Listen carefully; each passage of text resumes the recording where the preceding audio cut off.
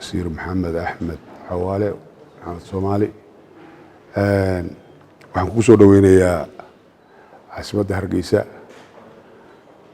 Jamhuuriyadda Soomaaliland wadalkaagii labaad ma kala lihiin laba dal oo jaar ah oo walaalaha oo dad iyo dalbo muxuu ahaa midaysan baynu nahay runtii waxa noo sharafa inaanu iskaashi hor leh oo biyaha beeraha xanaanada xoolaha iyo kalluumaysiga aba أن wadaagi doono annaga iyo muxuu ahaa wasiirku wuxuu isku hayaa afarta xil runtii saaka waxa noo sharafaa inaan halkan ku kulanno waad nala arki doontaa dalka waanu soo marin doonaa meelo badan oo kamid ah haddii alla yiraahdo wax wada qabsiga iyo muxuu ahaa iskaashigana waanu isla meel dhigi doonaa kulay haddii alla yiraahdo ku soo dhaw baan ku leeyahay dalkaagii labaad بسم الله الرحمن الرحيم waxay mahada sharafnaya anigoo wadankayga labaad jooga sharafnaya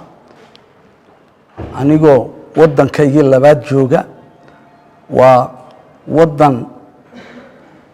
xuduudkun baana kala haye dad ummada uliya diirkii ah yaa ku wada nool oo maanta anigu meel ajaaniba ma joogo waxaanan u imid sidii walaalahay iskaashi isku dhafa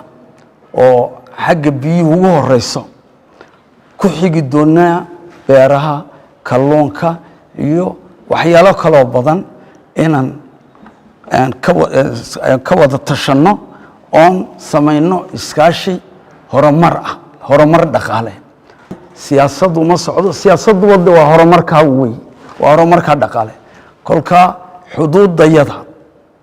han la leeyahay Somaliland aaga naga soo horjeedo dhan inaan wax isla qabsano inaan ceelal samayno oo labada dhinacba ka samayno waa dad isku mid ah waa dad walaala ah waa fayskii ugu horeeyay kuwa kalena way ku xigi doonaan wasiirka biyaha Maxamed waan la shaqeynayaa waan wada tashan doonaa kuwa kalena la sheegayna waan la shaqeynayaa biyaha hadda loogu horeysinaya oo haraad baa dadkii cimiladiina waa tan isbedishay haraad baa ugu daran haraad qof hayana wax ka horeeyay ma jirto de biyahan baaba mad garan biyihii iyo wixii nool yaa de mad garan aabow asaas ah sidaa daraadeed de waan wada tashan doonaa wareegga laysiiyana mad garan waan ka faa'iideysan inaan dhul badan arko inaan sidii de aan uga wada faa'iideysan lahayn dhulkii aan arko iyaguna way arkeen dhulkayaga sidaa daraadeed baan de waad mahadsantiin